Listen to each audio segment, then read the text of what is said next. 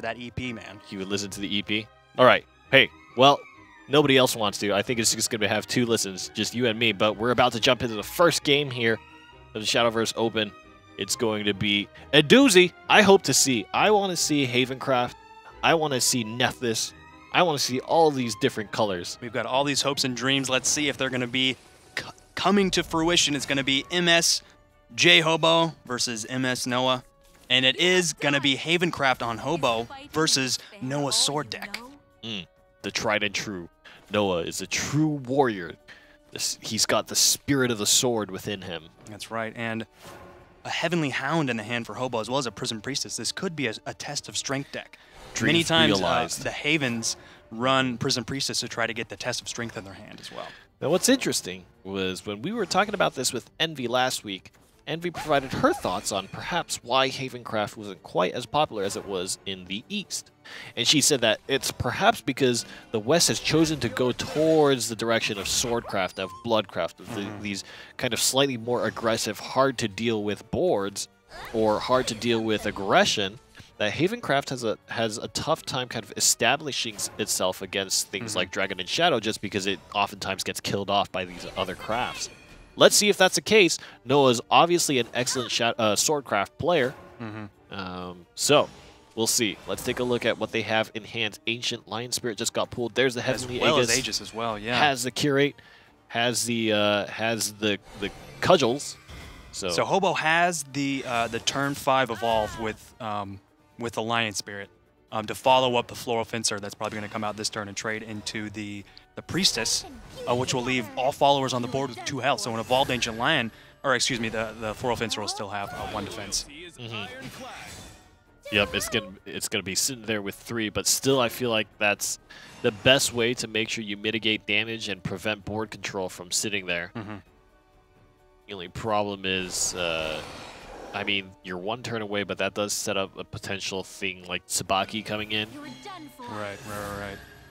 And we'll see if Hobo elects to play the Curate. It only goes up to 4. Yeah, it doesn't have any stat changes, unfortunately. That would be an absolute monster of a card if it had a stat change. Even just 1 attack and 1 defense would be crazy. So Tsubaki not really going to be able to take that out, but I feel that there are better options available for Noah. For example, there could be something like a Lyrial Evolve. He does have another Floral Fencer, and that would be able to trade into the Lion Spirit very well. It'd be left with 1 defense. And maybe keep that Maid Leader for turn 7 when you can play it and then play and get Albert or Luminous Mage in the hand and play it on the same turn as well. Now this is a situation that I think back-to-back Floral Fencers is obviously a lot of pressure. J-Hobo has a 2nd Lion Spirit, and he's going to repeat that same trade again. Using his last Evolve point, which is interesting because he's not going to be able to have it for a Heavenly Aegis Evolve come turn 9 in just a few turns. So he's going to be able to just play Heavenly Aegis, but not be able to really gain a massive tempo swing. I think it's kind of a big difference as well, right? Because that change from 8 damage to 10 means that you can end the game in 2 turns or 3 turns, right? And we still don't know if Hobo is even running Test of Strength. He hasn't come into his hand. And the Prison Priestess pulled up that Sacred Plea that we see on the field right now. Saving the Evolution Orb, and I think that's smart. You really don't want to spend your resources kind of haphazardly, especially heading into this territory of kind of the latter half of the game. But keeping that, electing to keep the Alliance Spirit on the side of the field gives Heavenly Hound its ability to gain 2 defense and ward. Looking tough, actually, for Noah. And Heavenly Aegis, again, already in hand. So, I mean, Hobo is not worrying about drawing into an option, right? He knows what he can do to close out the game. And Noah's has been going for a lot of clear this game. He's only done 1 damage plus a little bit of healing as well. So I think Hobo's going to be in a great spot to when he lays down that Heavenly Aegis on turn 9. Big thing here is once we get to the late game turns, even things like Grimner are going to be largely not super effective because the Aegis is just going to withstand damage. What Grimner can do is handle most of the other followers that Hobo will place. There's not a lot of beefy followers on the board at all for Havencraft, really just the Aegis kind of from that late turn on. But cards like Grimnir, Albert, and even Fangblade Slayer, they can still do damage to the enemy leader through Heavenly Aegis. So unless you have something like a Test of Strength to really mitigate that damage, but lot of players in these Aegis' decks, they choose to Omit. not have Test of Strength, Yeah, to omit they've that been card. omitting Test of Strength. That's right. And I think really it's kind of a good option if you want to make sure you're very efficiently getting options that will save you early on, because that is the classic problem for these Test of Strength Heavenly Aegis decks, is being able to set up that situation has been tough. Curate gets taken down by Tsubaki, and there's some value. He's going to go for face damage with the Luminous Knight there. Real interesting choice. Heavenly Aegis is probably going to come down this turn, and the Lion's going to be able to trade in the Knight as well. And then the clock starts ticking down as soon as that Aegis hits the field. So let's think about it, right? 1 Evolution Orb, Albert with the Enhance, swings 10, Tsubaki going to swing 4, so that's 14 damage, and Aegis has to race, right? Yep. And when you plus a Grimnir on the following turn. Yep. There's the Grimnir and the second Albert, so it's a lot of damage that you're going to need something like a Ward or a Test of Strength to stop. Right. Heavenly Aegis is going to need to desperately try to clear as much as it can. And Heavenly Aegis is great as that just a follower that cannot be removed can trade endlessly. But this is turn 9 for that evolved Albert plus the Tsubaki. Oh, 2 Grimnirs. 2 Grimnirs. I think Noah's going to be able to close out this so game. Much damage. So much damage prepped and ready to go. Evolve on the Albert here, perhaps. There it is. And Noah can just trade into face and completely ignore the Aegis, and I don't think Hobo is going to be able to clear off these followers. Yeah. Only 3 health. He needs to get above 6 at the very least and find some way to clear out. Okay, so that can banish the Tsubaki, and then he can trade into the Albert, but a Grimnir is still going to end this game. He doesn't have any kind of healing. Yeah. It's so unfortunate. Curate was kind of the big heal, but he had to use it at 19 health points and wasted a lot of the heal. Got it destroyed by the Tsubaki, and that's going to be the end here. Hobo emptying out his hand, just hoping for the best, but I think Noah's going to be able to play this Grimnir this turn and close out this game, bringing the score 1-0. There it is. Grimnir, kind of the death blow to so many people in this expansion, and Grimnir continues to demonstrate exactly why it's such a great card to bring. 4 damage to face and a board clear can just be so strong. So and a ward, not to mention that. So it still has a pretty decent curve. If you want to play it for tempo on turn 3, it's just an absolutely stellar card. We saw a situation last week where Grimnir came in and turned the game around. Yeah. I think it for was Noah. Yeah, I think it was Noah against Lest, I think. Yes, yes, you're right. It was Noah versus Lest in the second 8. game of their best of 3, and he top decked the Grimnir and laughed out his that way. Shadow Reaper with that 11 attack. Yeah. That was absolutely stellar. Yeah. So, hey, the Swordcraft deck was able to eke a win out, and I think it was very, very close, definitely showing the weakness of not bringing something like Test of Strength there. Right. You really, really would have preferred that Albert to not swing for face in that scenario. Yeah. The instant you put that Test of Strength down, Heavenly Aegis stops all. But J-Hobo's Havencraft deck, I think, performed pretty admirably.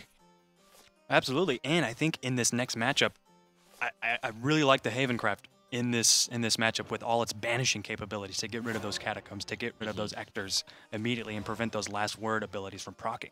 This could be a tough situation versus Shadow with Shadowcraft going first. It does mean that you have more Evolve Orbs, so you have more flexibility of competing the early board. And with Cudgels and Lion Spirits, having those Evolve Orbs is absolutely crucial.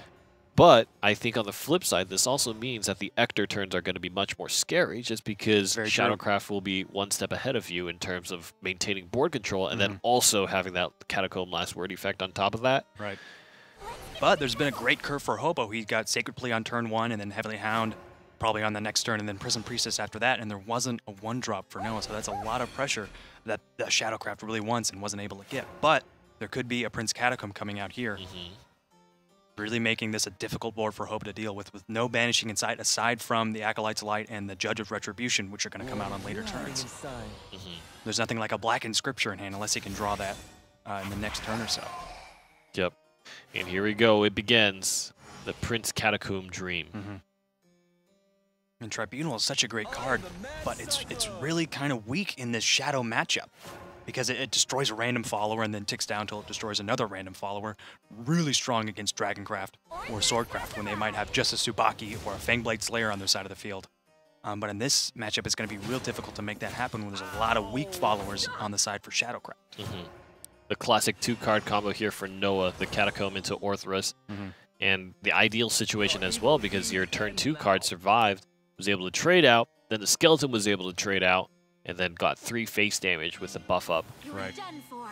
But that was the cudgel that came out from the Sacred Plea. And he's going to be able to get a great play off of this, leaving the cudgel with 4 attack and 4 defense, and clear off the whole board as well. So the catacomb play was essentially mitigated, aside from that 3 damage that Hobo took.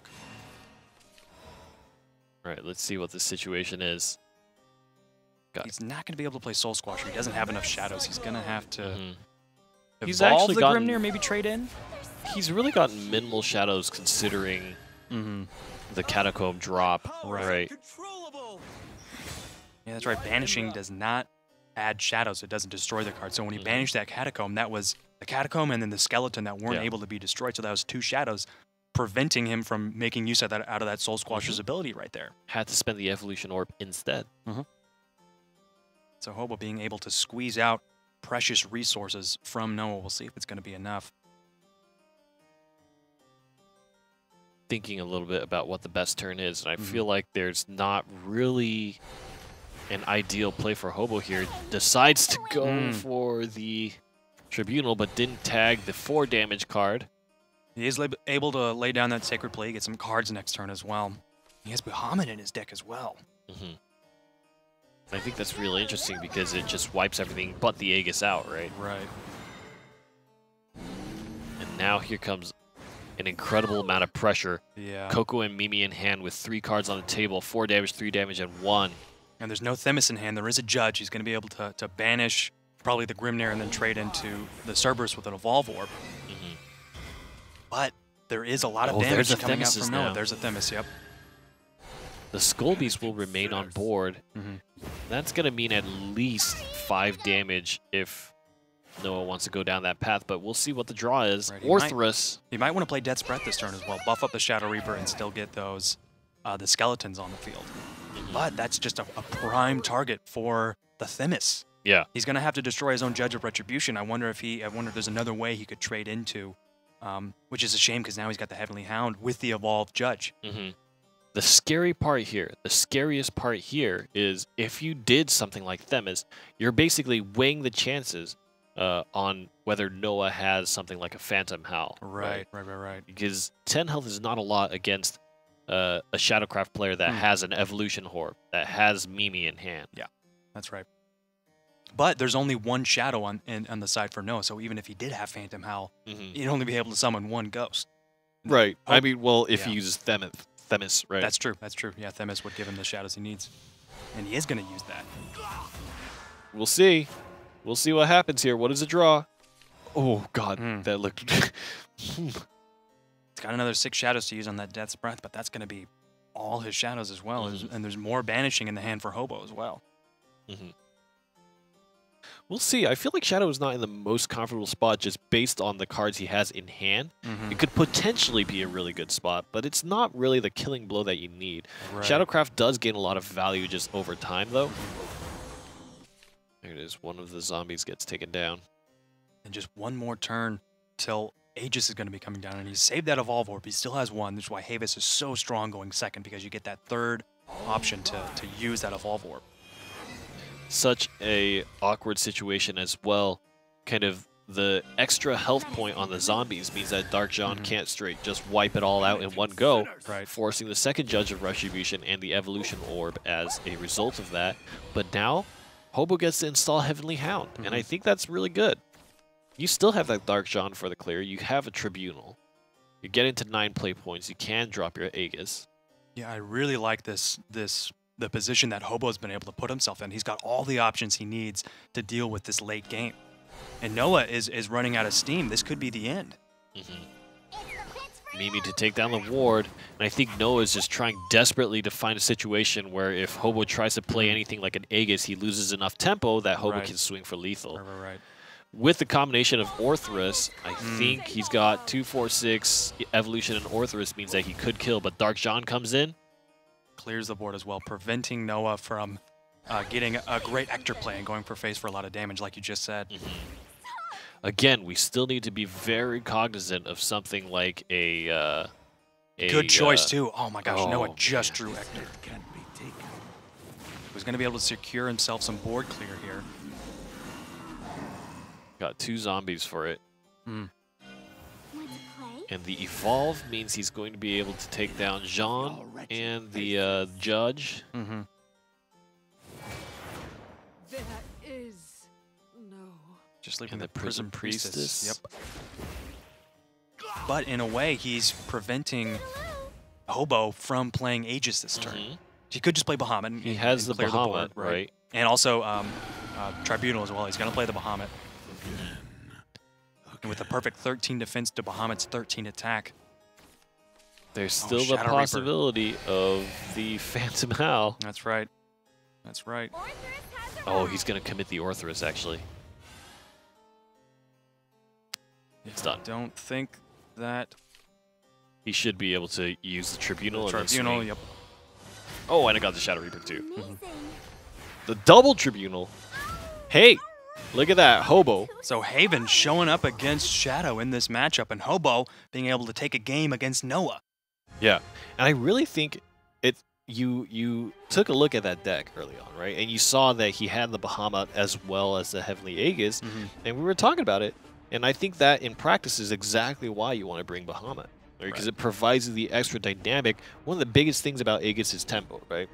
The story of Aegis is always, can you lose that one turn to install your Aegis and then follow up to win the game after that? We saw that fail against a Swordcraft deck, and against this particular Shadowcraft deck, we saw instead of playing Aegis, he was able to use Bahamut, and that gave him the extra, that board clear gave him the extra turn he needed to make the killing blow Dark John as happen. well, showing us why it's such a high value card. But Hobo, his second deck is Shadow, and it's going to be a mirror matchup for this final game of this series of the round of 8.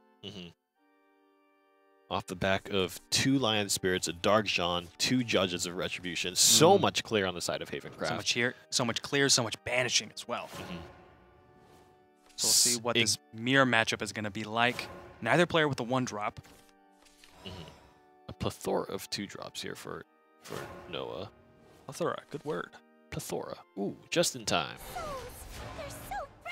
And again, we always talk about the importance of going first. Means that you get to dictate the pace of the game here. You can play Catacomb, then trade the 2-drop, and then your opponent is left with just a Catacomb. Yeah, you get to decide and interpret whether or not you should go for face damage or whether you should board clear as well. And I think certainly it's going to be the play. Yeah, definitely. Still maintaining a fairly strong board this early in the game for yourself and clear off your opponent's board as well. There is a Bone Chimera in the hand of Noah. We'll see if he decides to play that card this turn.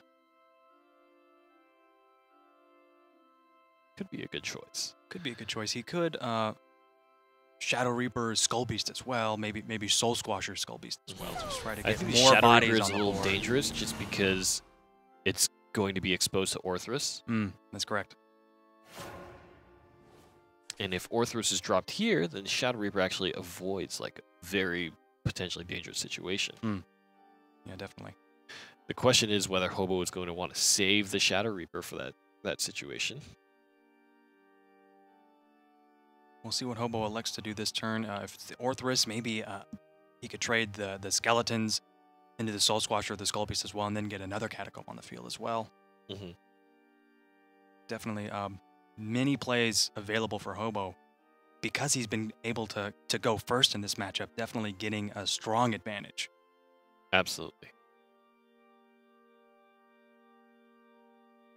Thinking about his turn very carefully.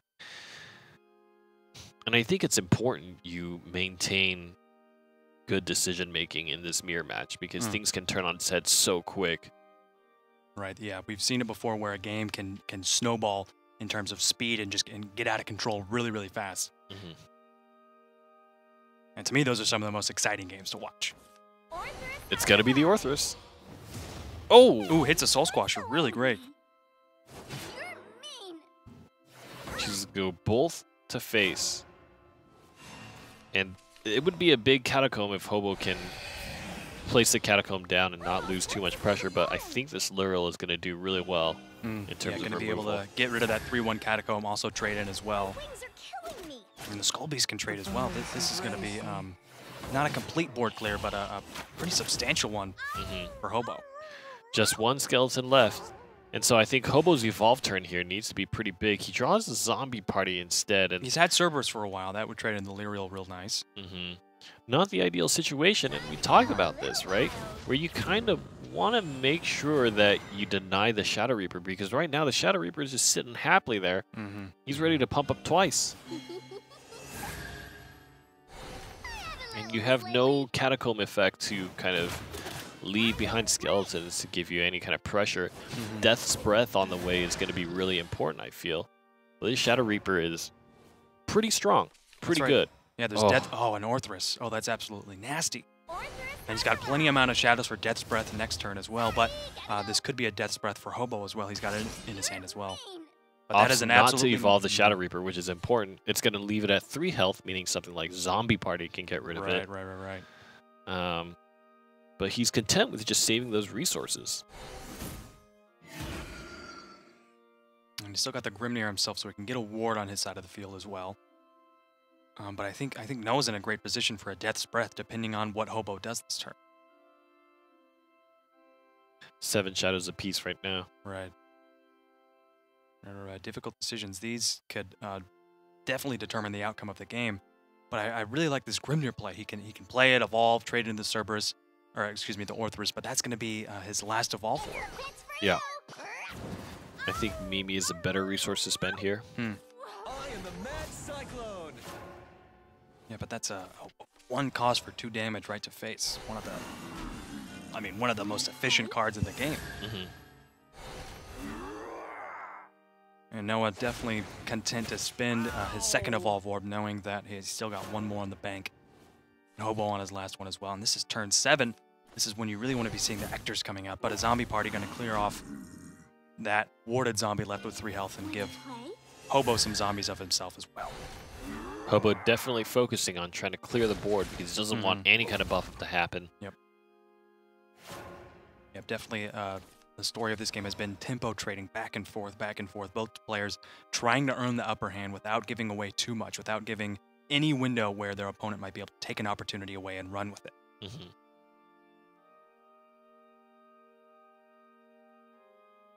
I wonder what the option here is. Lyrial is kind of uncomfortable. Yeah, there's no follower left with 1 Chimera, defense. You're still floating points. If you spend Phantom Howl, you could clear everything, but it's going to be Death's Breath. And he's just going to rely on the ward. That means that one of the zombies is going to remain. So for something like an Ector next turn for Hobo, if he's able to draw it, and Oh, he did. wow. No way. And you still got the Cerberus in hand as well. He can save that Ector, knowing that it was turn 7 for Noah, and he didn't play Ector as well, so he probably doesn't have it in his hand either. This is going to give him very solid board clear here. Yeah, definitely. Spending 12 shadows, or rather 9 of the 12, to fill out his board means that it's a very good opportunity to kind of just trade out 1 for 1 against the wards and then swing for 4 to the face.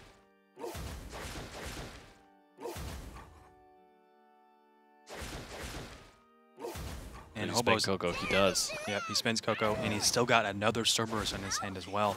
This is going to be real difficult for Noah to deal with, especially with another Lyrial Archer coming into his hand. And the big thing is Noah doesn't have an Evolution Orb anymore, which means that something like a Phantom Howl is much less dangerous. Right.